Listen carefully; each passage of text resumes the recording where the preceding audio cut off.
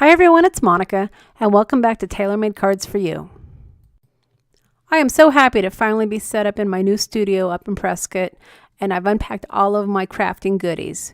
So I'm here tonight to share with you a card using one of the products that I bought probably about a month and a half, almost 2 months ago, and that's the black texture paste.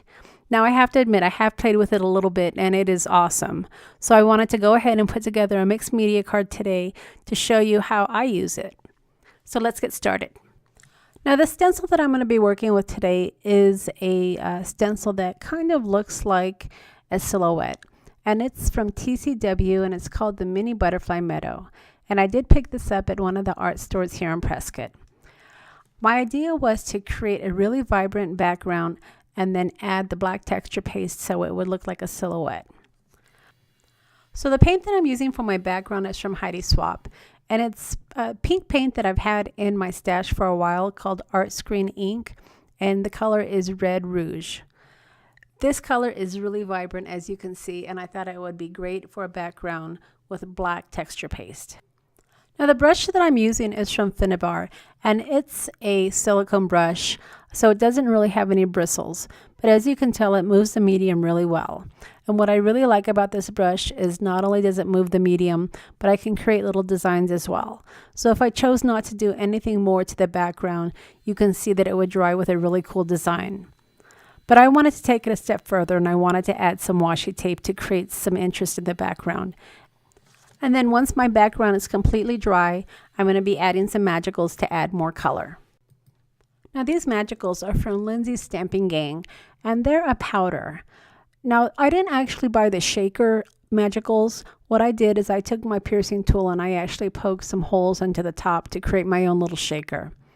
And this way I can use my magicals two ways. I can not only use it as a shaker, but I can also unscrew the cap and add more to my background if I chose to do that.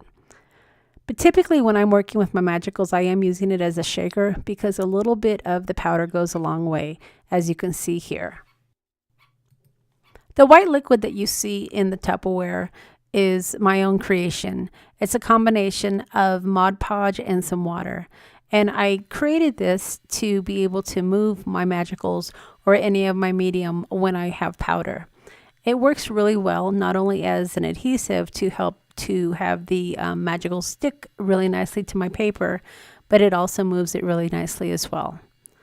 Now, if I didn't want to use that white medium, then I could easily just shake my magicals onto my paper, and I can also spray it with water. But as you can see here, when I do that, it creates more of a runny look. So if I wanted to really just add more paint to the background, then I'll use my Mod Podge and my water. And then if I wanted to have a more runny look, then that's when I would spray it with the water. So once you're happy with the background, you want to make sure that you give it a thorough drying. And you might even have to use some paper towels, as I did here.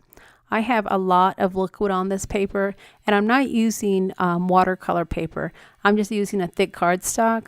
So you could easily use some watercolor paper and it would help to soak up that moisture a little bit better.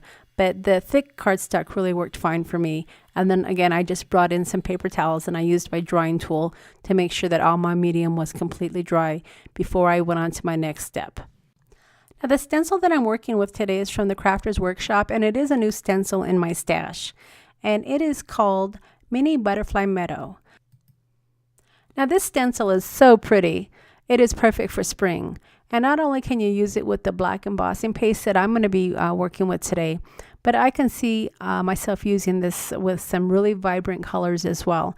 Maybe some of my Distress Oxides or some of my Distress Inks. But today we're going to go ahead and work with the black matte embossing paste, and we're going to create a silhouette background. Now when I had this paste out, I did make a few cards, and I want to go ahead and tell you what worked for me and what didn't.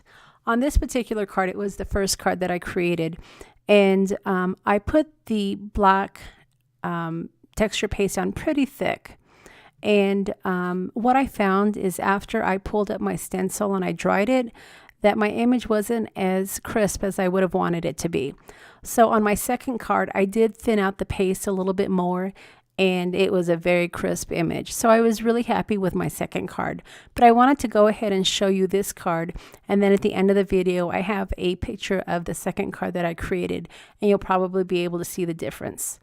But even though these images weren't as crisp as I would have wanted them to be, I think it looks great with that vibrant background. I decided to go with a really simple sentiment for this card, so I'm using one of the sentiments from my Tim Holtz collection, and I'm using the Thinking of You sentiment. This stamp set is so versatile and it works for almost every occasion. As you can see, it not only has the frame to add your sentiment to, but it has all sorts of sentiments, from thank you to get well to happy birthday or even hello friend. So it's a stamp set that I use often. It's one I would highly recommend because you're going to get a lot of use out of it. And it really isn't very expensive, so it's a good bang for your buck. Now, of course, I am using my Misti tool to make sure that I get a nice crisp impression. And if you haven't used the Misti tool before, this is a stamping platform which enables you to stamp in the same exact position over and over again, helping you to get a nice crisp image. The Misti platform is also great for silhouette stamps because those silhouette stamps are sometimes hard to get nice images. And with you having the ability to stamp in the same place over and over again, you're going to ensure to get a perfect crisp image.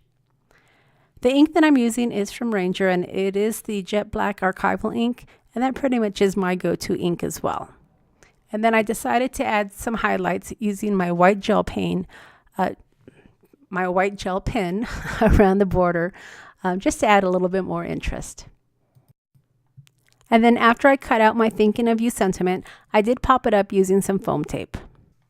So now that my studio is completely set up, I'm really hoping to be able to bring videos to you weekly, if not maybe a couple of times a week. So if you haven't subscribed to my channel yet, don't forget to hit that subscribe button before you head out. And if you've enjoyed the video, don't forget to leave me a thumbs up. As always, I will leave a list of all the products that I've used to create this card, along with the links to the stores. I also have a Facebook group called Stamping with Friends, and I would love to see any of your cards that you create using some of my inspiration. So I will leave a link to that Facebook group below as well, and I would love to have you join. Also, if you want to leave a comment, I would love to hear what you think about this card and these magicals. All right, everybody, thanks so much for stopping by, and we'll see you again next time.